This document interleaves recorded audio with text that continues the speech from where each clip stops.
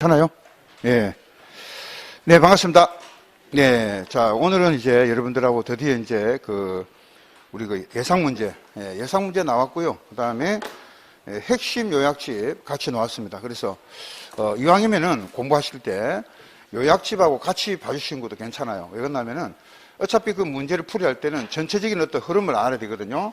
그렇다면은 요약집을 옆에 갖다 놓고 우리가 이 문제가 어디쯤 해당이 될까, 그 위치라든가 현재 우리가 공부하고 있는 부분이 뭐 총설 부분인지 아니면 좀 심화 학습에서 나오는 어떤 세부적인 내용인지 이거를 구별할 수가 있는 겁니다. 자, 이번 시간부터는 우리가 합격 예상 문제를 가지고 우리가 2달 동안 할 겁니다. 2달 동안. 2달 해봤자 뭐 8주잖아요. 8주인데, 여러분들이 이제, 우리가 문제 풀이는 제가 서두에도 그런 말씀을, 머리말에도 그런 말씀을 해놨는데요. 문제를 많이 푸는 거는 바람직하지 않습니다. 물론 능력이 돼갖고 내가 지금 기본서나 요약집을 한 서너 번 봤다. 이 정도 같으면 속도가 좀 빠를 수가 있는데요. 그렇지 않은 다음에야 문제를 풀어볼 때, 막 많이 풀어보는 건 좋지 않습니다. 그러면 어떻게 되냐? 한 문제를 풀더라도 정확하게 4개 돼야 됩니다. 4개. 어떤 분은 이제 실제로 시험을 해봤대요.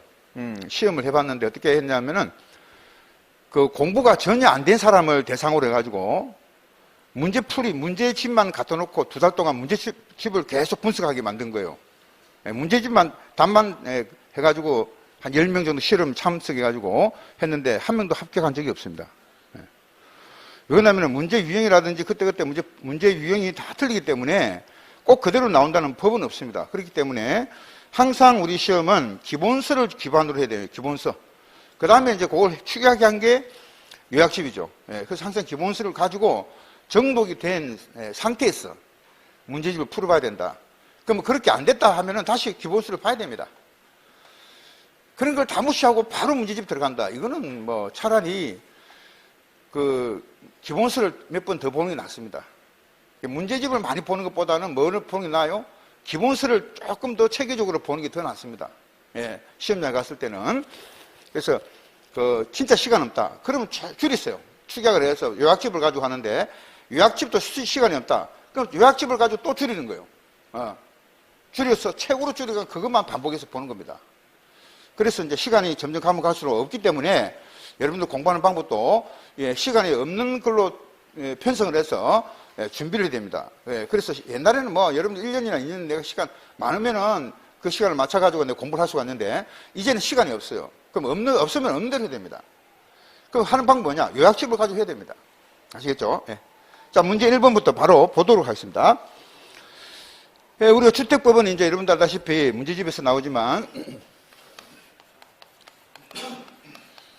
지금 강의하는 게 이제 예상 문제집인데요. 페이지는 우리가 22페이지입니다. 그래서 이제, 제목은 주택법에 들어가는 거고요. 제1편이라고 그러죠. 1편. 1편의 주택법이고, 우리가 문제 1번부터, 보도록 한다는 거죠. 그래서 이번 시간의 제목은 바로 요거 제목입니다. 문제 1번부터 가겠습니다.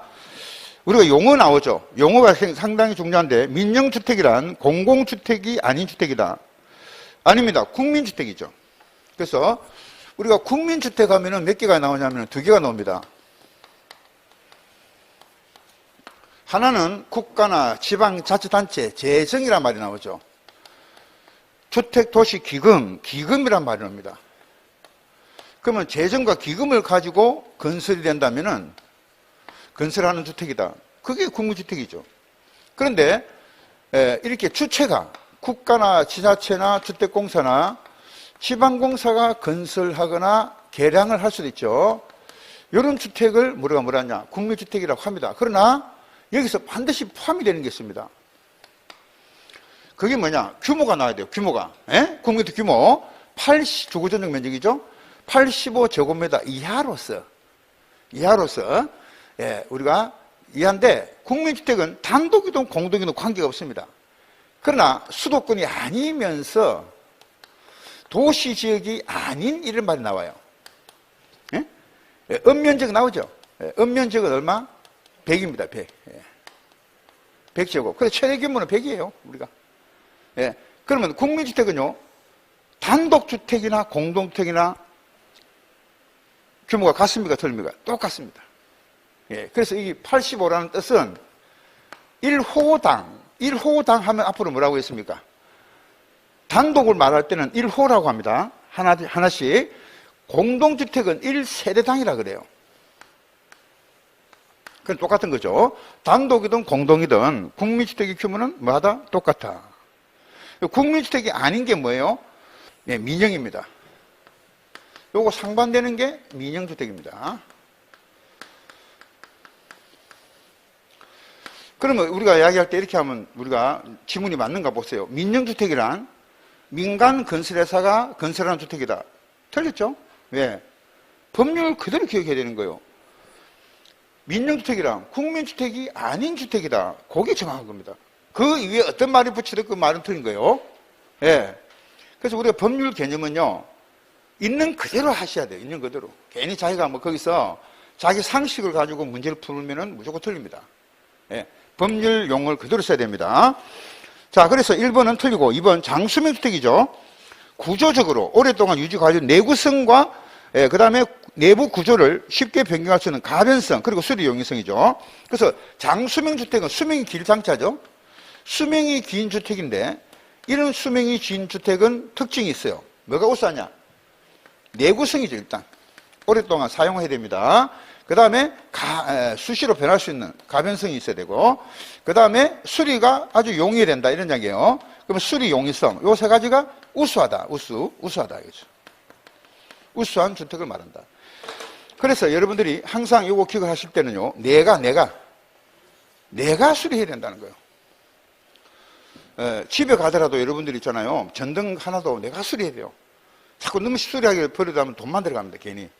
그리고 웬만한 수도꼭지 이런 것도 자기가 좀 교체를 해야 되고, 뭐 이렇게 샤워 꼭지 이런 거 있죠? 그럼 다 자기가 교체를 할 수 있어야 됩니다.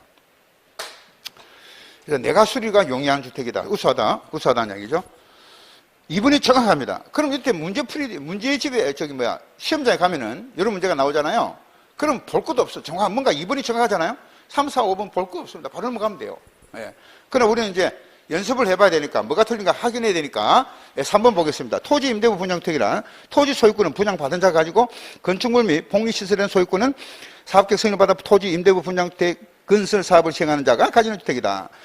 뭐 길게 이야기할 거 없어요. 토지 임대부라는 뜻은요, 토지 임대부라는 말이 나오죠. 나오면은 이 부라는 뜻은 뭡니까? 조건입니다. 조건.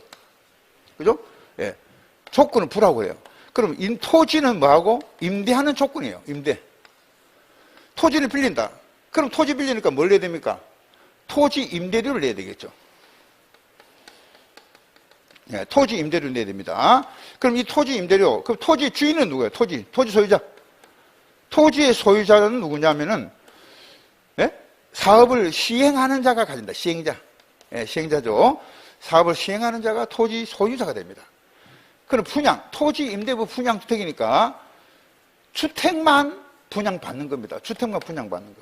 그러니까 주택의 소유자는 누구예요? 주택이나 분양받는 복리시설,